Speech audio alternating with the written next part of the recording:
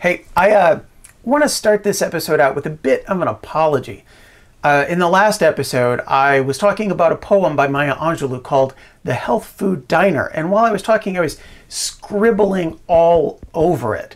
And that wasn't because I'm a bad person or I was bored and I was doodling. I was actually doing a process called annotation.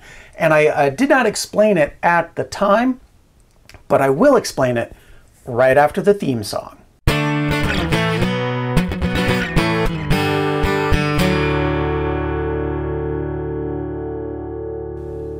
Hey everybody, it is episode 3 of our series on analysis. Note the tone. Note and tone are anagrams of each other. So we will, towards the end of this episode, be talking about the tone and how you can use tone as something to analyze in your analysis of literature or other text.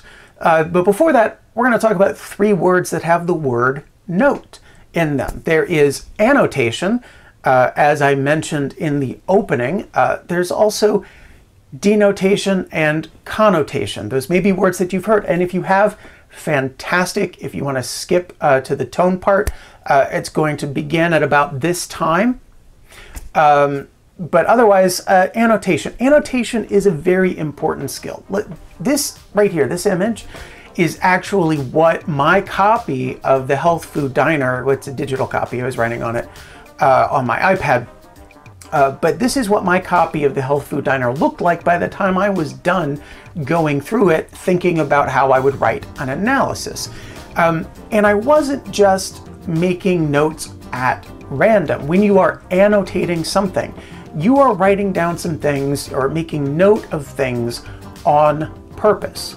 I talked in the last episode about close reading and how close reading is reading carefully to figure out or to look at the parts that make a text work. So what I was annotating when I annotated that text is I was annotating the things that I thought really made that text work. I started with, oh, well, you know what, there's a structure to it with these 4-line stanzas that gets broken at that line where it's just the single word two letters right there, line 17, hanging out all by itself. I also noticed the other patterns of rhyme and rhythm, and I noticed the pattern of she was putting things into parentheses, and that is actually going to come back when we talk about tone at the end. Basically, when you are reading any text closely, you should be reading it with a pen or a pencil or a highlighter in hand. If you do not have the luxury of a text that you can write on, let's say, for example, that you're reading something off of a screen on the internet, or you're reading out of a textbook that you cannot annotate, you may want to make sure that you have, as I have attached here to this highlighter, post-it notes that you can pull off and you can stick them onto things to indicate where you have things to annotate, where you've noticed important parts or key passages. I actually have Bullock's rule for key passages. Let's take a look at it.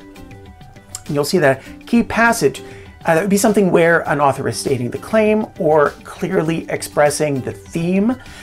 Could be a place where they are using evidence or warrants for their claim, particularly in nonfiction text. That's where you're going to see claim, evidence, and warrant. You can go back to Series 3 about arguments for some definitions of those things. Also, you might find places where an author is using interesting or innovative language, and that's particularly true in poetry. Poets love to verb nouns, or noun verbs, or adjective nouns. I mean, you know, they will use language in a creative and interesting way.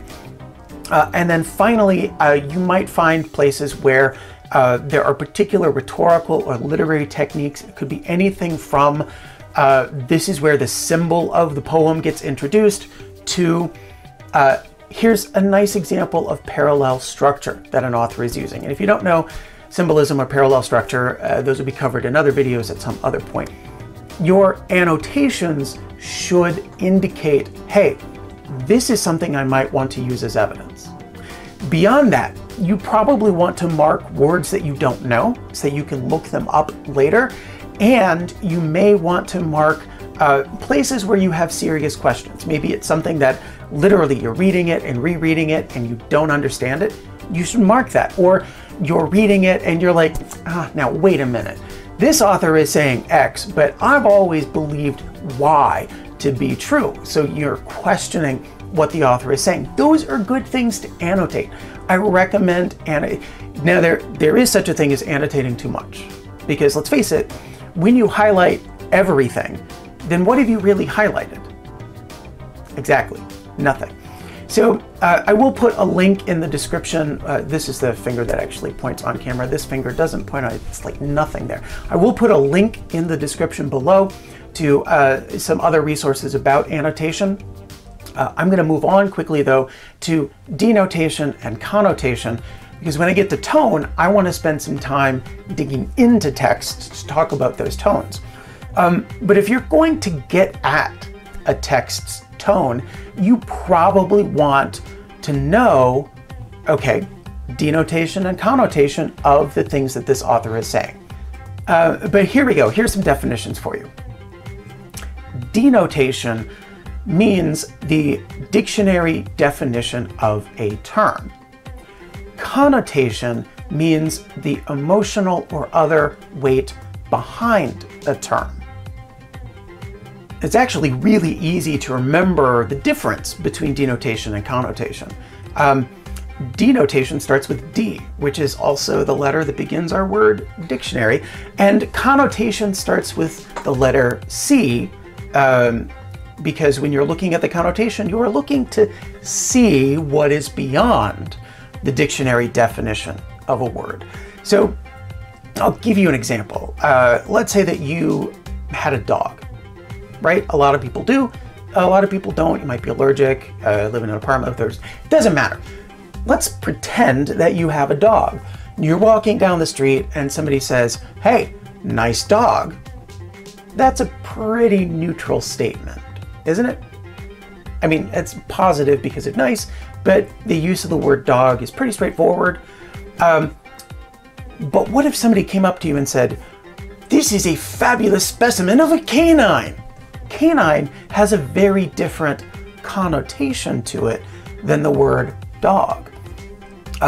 You know, if you're kind of imagining synonyms for dog on a ladder, you know, canine is up here near the top of the ladder, dog somewhere in the middle. Somebody could also come up to you and say, get that filthy mutt out of here. Clearly the use of mutt is way down here, with dog is in the middle, canine up here. What I'm saying is, you can have words with the literal same dictionary definition, but the weight behind them is very different. And that's connotation and denotation in a nutshell. Once again, I will put a link down in the description to some more resources about denotation and connotation, but I think that is enough of an introduction to let us get into the next part of the program, which is, of course, tone. If you watched Series 2 of this program, you know exactly what I'm going to say next, which is that at the very least, you can break tone down into the 4 basic human emotions: mad, sad, glad, and afraid, illustrated here by emojis. I do want to give one more shout out to Jill Bernard, improv instructor extraordinaire, who taught me that, and I've been teaching it to students ever since, because it's a really easy way to remember. Even if I can't pen down a specific tone word, I can put it into one of these categories, either my own feelings as I write or the feelings of a text I'm annotating. And speaking of which, I do want to talk about some specific texts and how we can see the author's tone in those texts. I'm going to use the 3 texts from episodes 1 and 2 of this series. So that's Harlem by Langston Hughes, Hope is the Thing with Feathers by Emily Dickinson, and The Health Food Diner, as I mentioned earlier, by Maya Angelou. If you did not read them or you want a refresher, you're in luck, because in just a moment I'm going to display them on the screen and you'll have a chance to pause and reread those or read them for the first time if you haven't. But I'm going to add a 4th, and that is a poem called Ringtone by Bruce Bond. just a small piece of context for that poem. It is a sonnet. It was written by Bond after the 2007 Virginia Tech massacre. A student at Virginia Tech injured more than a dozen people, killed 32 of them, and then killed himself. It was, until the Orlando shooting in 2016, it was the largest single mass shooting in the United States, happened on a college campus. As you can imagine, people who teach on college campuses had some feelings. And so that's where Bruce Bond's poem comes from. I'm going to display all four of those for you, about 5 seconds each, but hit pause, read each one, and I will meet you on the other side.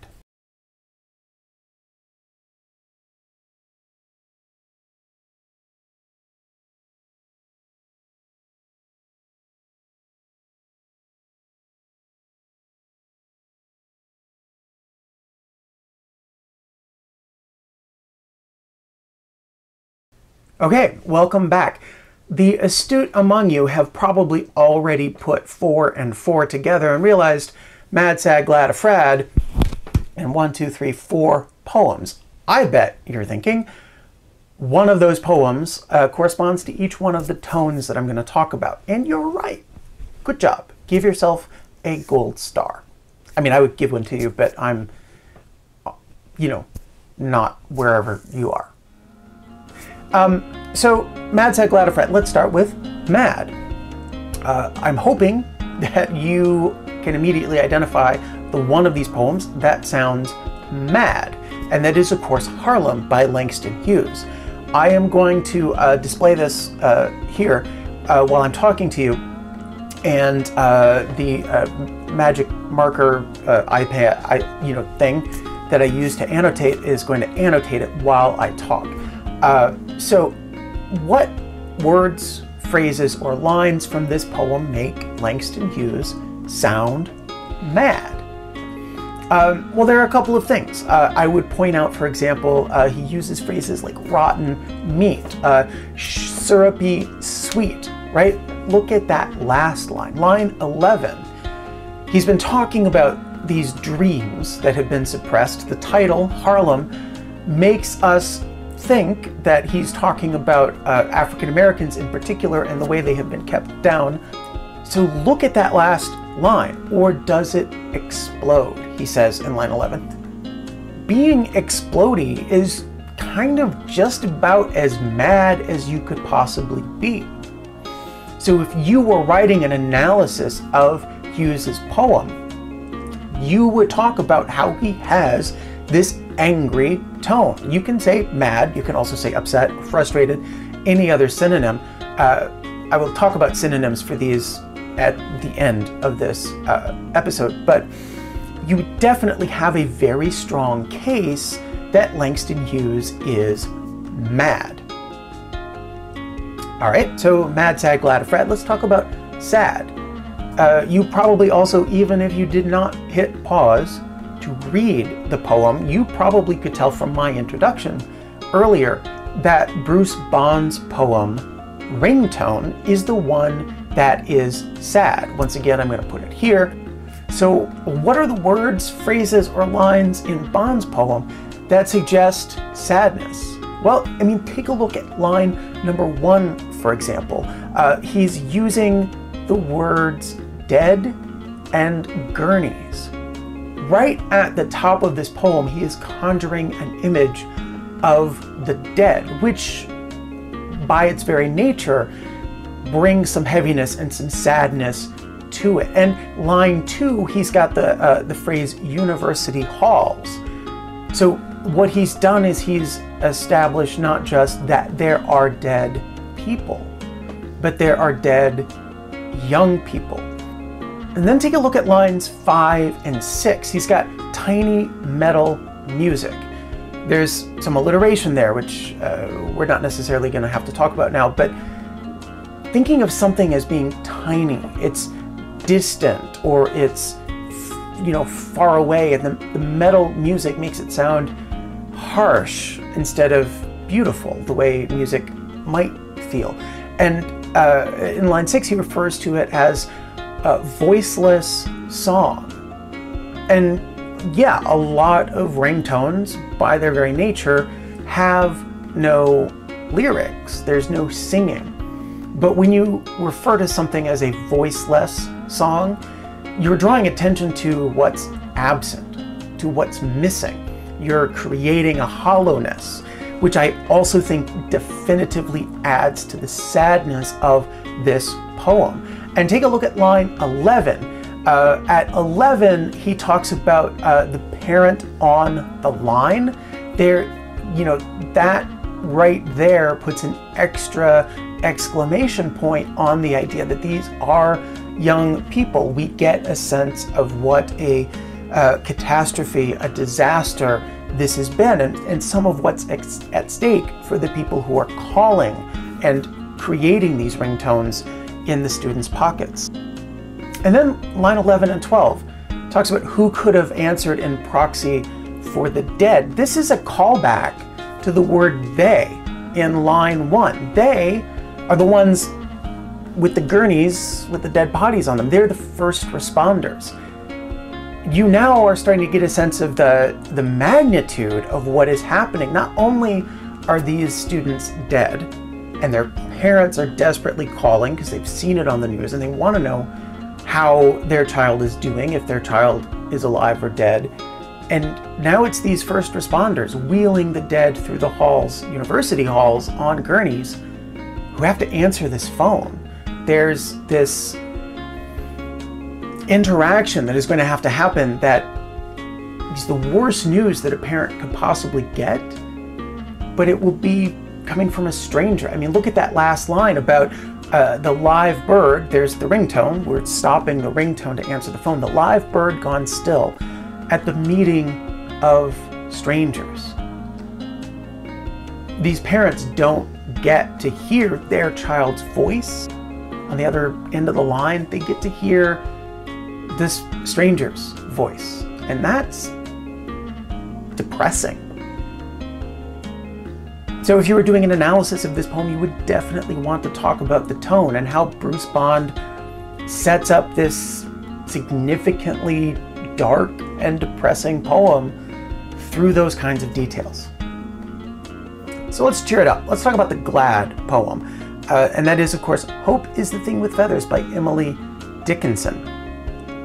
For starters, she's writing about hope, and she's writing about hope in a positive way. Hope is the thing with feathers that perches in the soul, she says. Emily Dickinson is talking about, hey, hope is there. It is in you. It is inside of you already.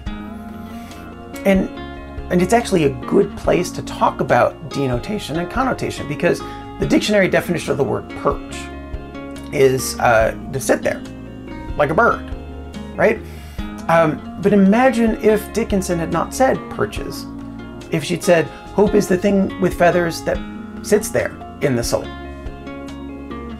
That's not nearly as positive, right? You actually start to get the feeling that Hope is a bit of a loser. He's a hanger-on, right? It could be worse. Hope is the thing with feathers that lurks in the soul. Right now, hope is kind of a creeper. In fact, you probably wouldn't use feathers because birds naturally have that positive connotation. You might say, hope is the thing with claws that lurks in the soul. Well, okay, now it's getting darker. You probably don't even want to use hope. You would say, like, depression is the thing with claws that lurks in the soul. And now you're not writing an Emily Dickinson poem, you're writing an Edgar Allan Poe poem. Maybe Sylvia Plath, but there's a big difference there. So when you're thinking about connotation and denotation, it really is important sometimes to go through synonyms of key words in a text and see what that text would feel like if you substituted a synonym with a different connotation. But especially there at the end of her poem, when she says, hope never asked a crumb of me. I don't have to give of myself to have hope, she says. And when you compare that kind of language, that kind of thought to, this silencing of the bird in Ringtone by Bruce Bond, or the exploding Dream Deferred in Harlem, you realize that this is actually really a positive thing that she's trying to say about hope, and how hope is great. So if you were writing about this poem, it would be silly not to consider the tone that Dickinson takes on with the words and the connotation of the words that she has deliberately chosen. And finally, a Frad, and Process of Elimination of Frad must be the Health Food Diner by Maya Angelou. If you did watch episode 2 of this series, you know that one of the patterns I talked about was Angelou's use of parentheses, where in the first part of the poem she is putting into parentheses the meat that she loves to eat and cannot get at this health food diner. You know, the roasts and the steaks and the breaded veal. And in the second half of the poem, what she puts into parentheses at line 21, and the magic annotator thing is still happening over there. What she says at line 21, also in parentheses, is that she craves these things all the time. Why do people put things in parentheses?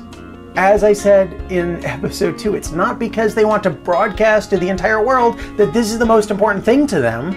No, they want it to be quiet. They want it to be an aside. And perhaps when comparing herself to the people in this health food diner, the people that she does not like and that she teases relentlessly, maybe she does have a little bit of shame or a little bit of embarrassment about what she wants and how much she wants it. And in fact, I did give a link in the description to episode 2 to a full analysis that I wrote of the health food diner that you can use as a mentor text, use it as a model when you're writing your own analysis. I talk about that, exactly that, her feeling of shame and how she tries to bury that in the parentheses. So a couple of last things and I will let you go. First of all, you were probably thinking, mad, sad, glad, and frad. Yeah, that's great, but that's 4 words and one of them isn't even really a word. Here's a picture of the Klucek diagram of emotions. I showed this way back in series 2. I will put a link to it below. One thing you'll notice is that there are significantly more than 4 emotions on here. They are also arranged by intensity.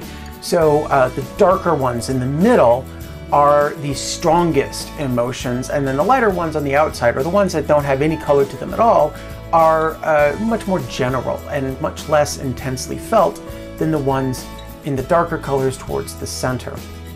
I am also going to link in the description below to a list of about 800 tone words that I go through with my advanced placement students. And I know what you're thinking. You're thinking, 800 words? I can't learn 800 words. The good news is most of those are words that you probably already know, but you maybe just don't think about them in terms of their usefulness when you're describing tone. And then there are words that you have never heard before, and you can look those up and you can add them to your repertoire of tone words. When you are doing an analysis and you are writing about tone, mad, sad, glad, and a frad will do you in a pinch. But you really should expand that vocabulary some beyond those 4. I will see you for the next one.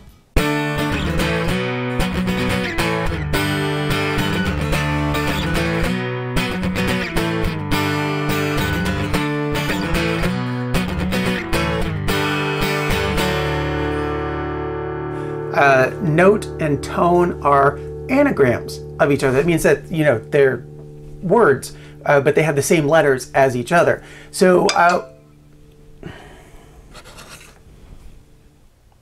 yes, thank you, Amazon, for interrupting my